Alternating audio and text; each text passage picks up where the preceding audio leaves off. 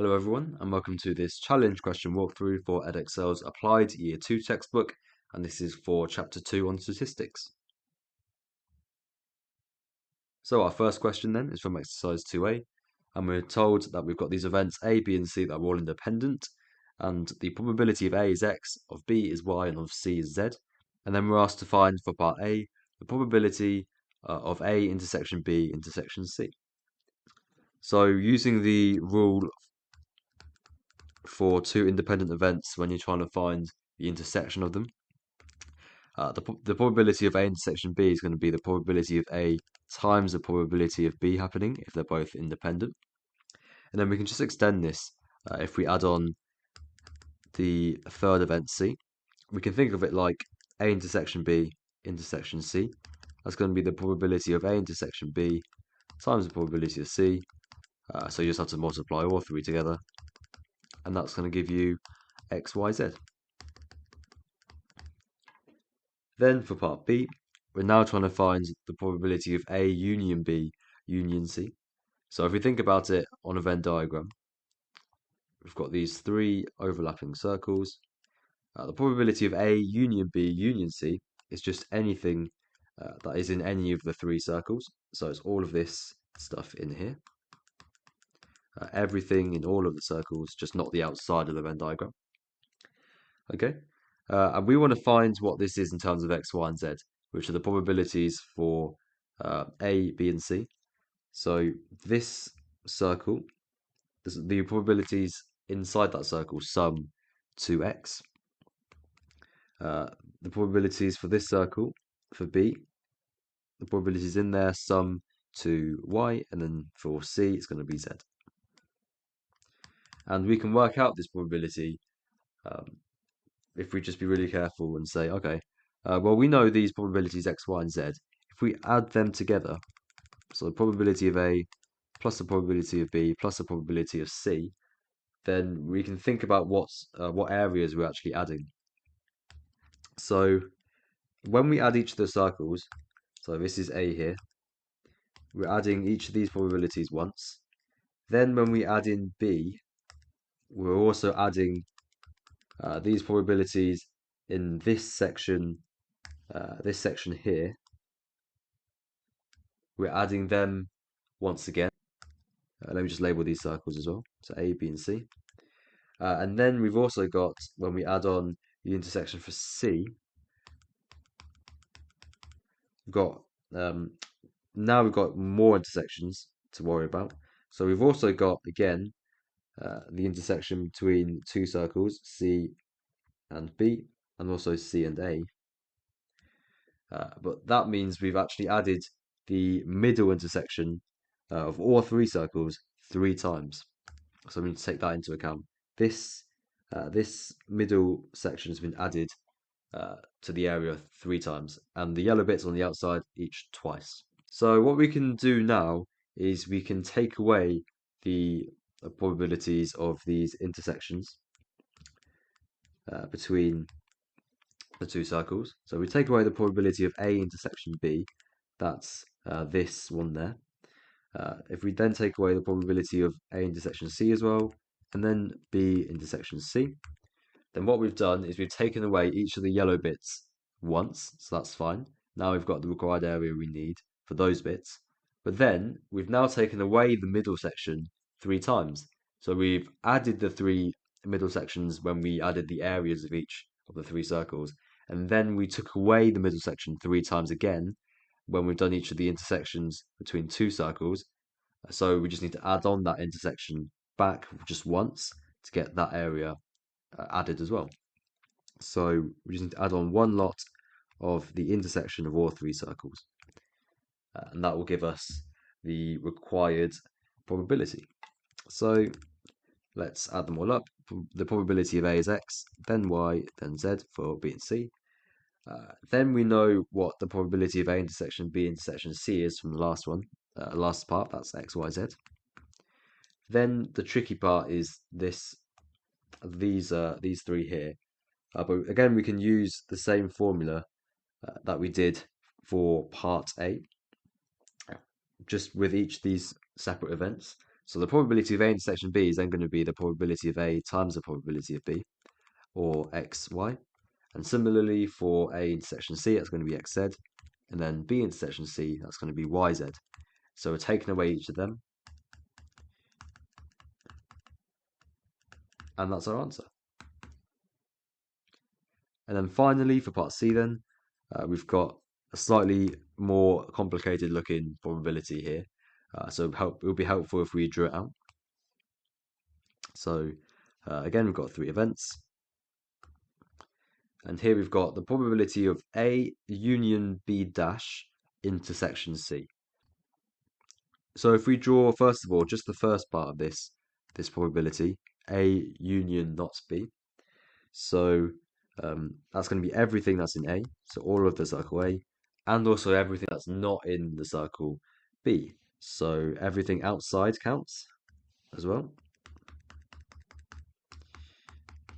Okay, and also all of this part of C and all of this part of A. So everything that's not in the circle B. Okay, so all of that is counted for A union complement of B. Then we need to find everything that's in here that's also in C, because we're trying to find the intersection of that with C. So that is just all of this area here. So everything apart from this shaded part there. So I've just shaded this area in again for us then. And now we're trying to find this area, this blue area here. And we can do that by finding the probability of C, which is the area of the whole of the circle C, and take away that little extra section we've got there, which I'm just shading in green right now, which we want to take away. And that is the probability of, well, it's going to be B intersection C. So that's this part here. It's going to be that intersection, everything that's also not in A. So that is going to be just the part that we want. So it's the intersection of B and C minus the stuff here, which is part of A. Okay, so now to find this green area, because we know what the probability of C is, that's going to be Z. To find this green area then, what we can do is use the same rules because we know that A, B, and C are all independent. So also B, C, and not A are going to be independent as well. Just because if A is independent with B and C, then it makes sense that the opposite of A is also independent. So just for example, let's say A is the probability of a day being rainy, and B is the probability of you flipping a heads up. They are completely independent. So we could also say that the day being sunny, the opposite of it being rainy, is also independent with you flipping heads. So yeah, B intersection C intersection A dash, they're all independent events. So we can say this is equal to the probability of B intersection C times the probability of the complement of A. And so we've got Z minus the probability of B times the probability of C is YZ. And then the probability of A dash is 1 minus X. And we can expand that if we want. So we've got Z minus YZ plus XYZ. And that's our answer.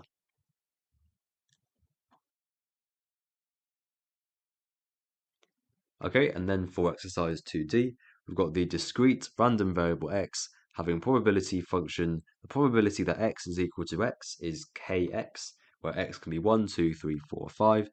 And we're asked to find for part A the value of k. So if we draw a little table out to help us here, so if we put x on top and then the probability that x is equal to x on the bottom, and we know that x can either be 1, 2, 3, 4, or 5. And the probability that x equals x is kx, so it's going to be k here, 2k here, 3k here, 4k here, and 5k here. Then the key factor we need to use here is that because these are the only options of x, they're exhaustive. That means that the probabilities all have to sum to 1. So we've got, if we write it out in sigma notation, the sum of the probabilities that x is equal to x is equal to, and we can write here if we want, for x is equal to 1 up to 5. That is going to equal k plus 2k plus 3k plus 4k plus 5k. And if we sum them together, we get 15k. This must be equal to 1 because all the probabilities must sum to 1. And then just divide through by 15 and we get k equals 1/15. Now for part B, we've got some conditional probability to work with here. So the probability that x is equal to 5, given that x is greater than 2.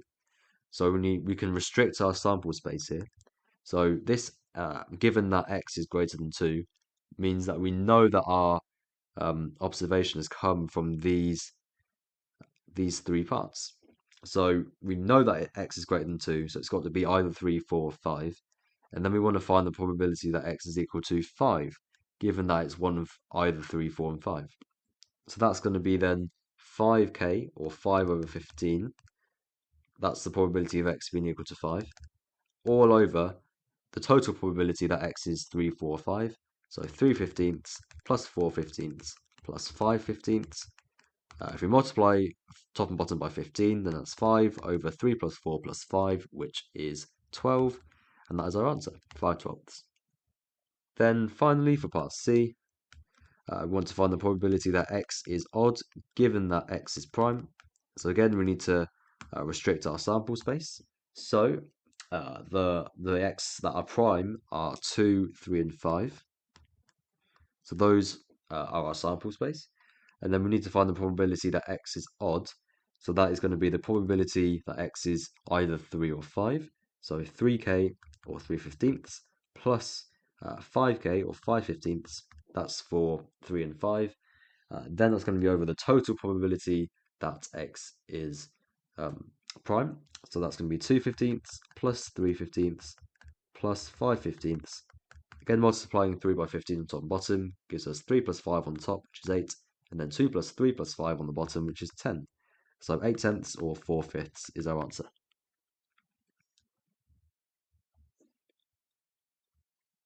Okay, and our final question then for mixed exercise 2.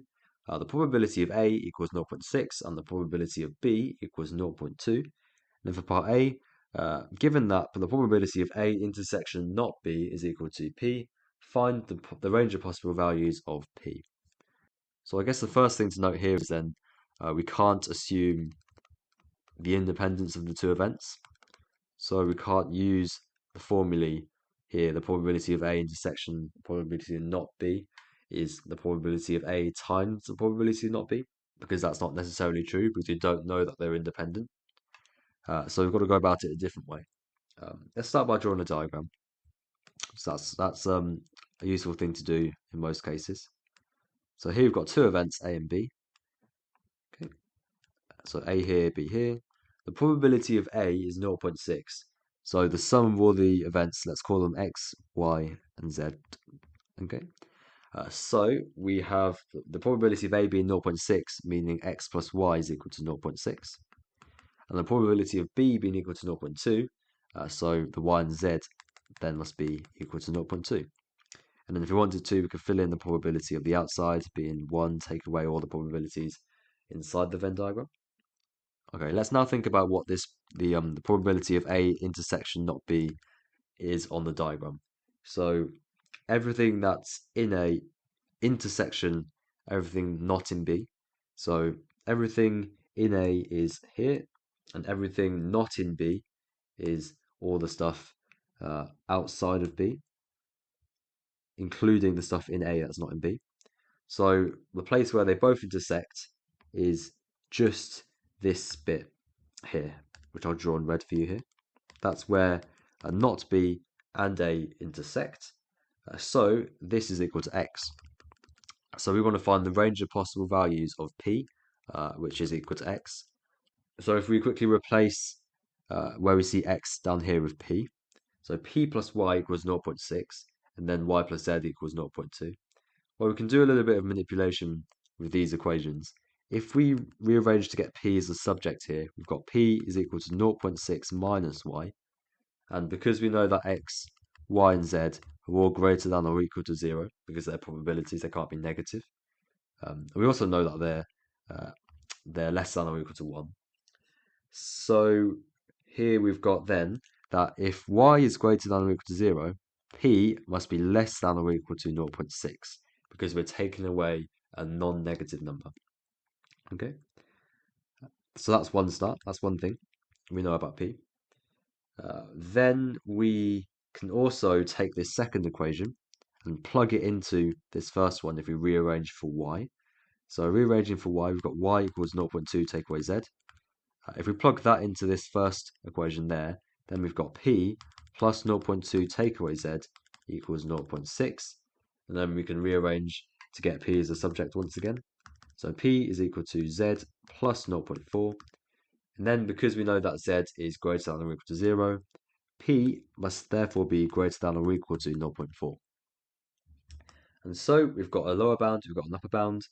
So 0.4 is less than or equal to p is less than or equal to 0.6. So that's all well and good, but we don't actually know if these two values are possible yet. We've shown that they are a lower bound and an upper bound, but we don't actually know if they're possible yet. So the last thing to do here is to check that we can actually have that p is 0.4 and p is 0.6. So if I draw out this diagram again, we can try and fill out some probabilities to see if it is actually possible. So 0.4, let's try that first. We know that the probability of A has to be 0.6, so this here must be 0.2. Then the probability of B is 0.2, so this must be here 0, and then the outside is 0.4. That's fine. Then we can do the same thing checking for 0.6. So 0.6 is here, so the intersection must then be 0.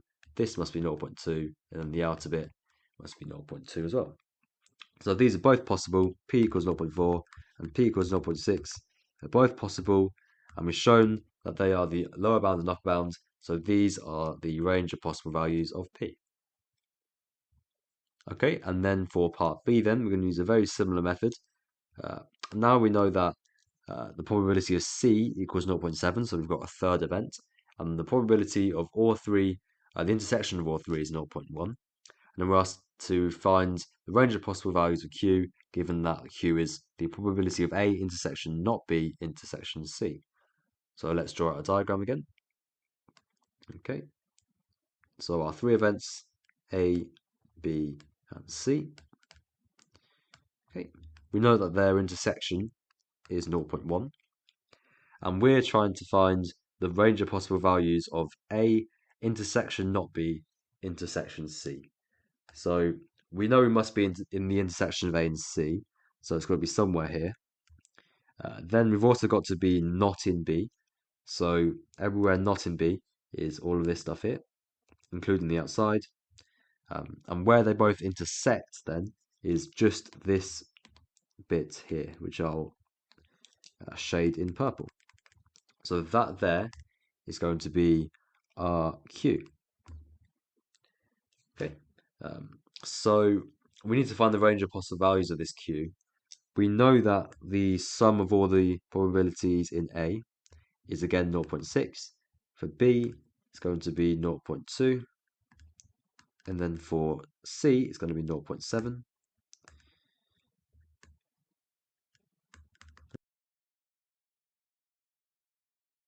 So let's think about what the probability of A union C is then, because that's going to be the probability of A plus the probability of C taken away their intersection.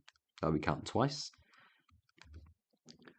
So we know that the probability of A is going to be 0.6. Probability of C is 0.7. And then the probability of A intersection C is all that stuff in the yellow circle there, the intersection, which is 0.1 plus Q. Okay, and that is equal to the probability of A union C. So that is, if we simplify this out a little bit, 0.6 plus 0.7 take away 0.1 gives us 1.2, and then we're taking away Q from that. And we know, though, that the probability of A union C, because it is a probability, has to be less than or equal to 1. So this has to be less than or equal to 1. And rearranging a little bit gives us Q must be greater than 0.2. So that's great. We've got a lower bound here. Then for our upper bound, we can do something quite similar to what we did before. So let's just consider just a circle A. So the probability of A is equal to 0.6. And that's equal to the sum of everything in that green circle there. Let's call these two parts X and Y. So 0.6 is equal to X plus Y plus the 0.1 plus the Q. And if we rearrange to get Q as a subject, Q is equal to 0.5, take away X, take away Y. And as we know that X and Y are greater than or equal to 0, that means Q must be less than or equal to 0.5. So that is our upper bound. So here we go. Put them together, we've got 0.2 is less than or equal to Q is less than or equal to 0.5. But remember, we need to check to make sure that these are actually possible. And here are just two examples for Q equals 0.2 and then Q equals 0.5 that show that these work. So that our range of possible values is actually 0.2 is less than or equal to Q is less than or equal to 0.5. And that is the end of this challenge question walkthrough for Edexcel's Applied Year 2 textbook Chapter 2. I hope you enjoyed, and I'll see you next time.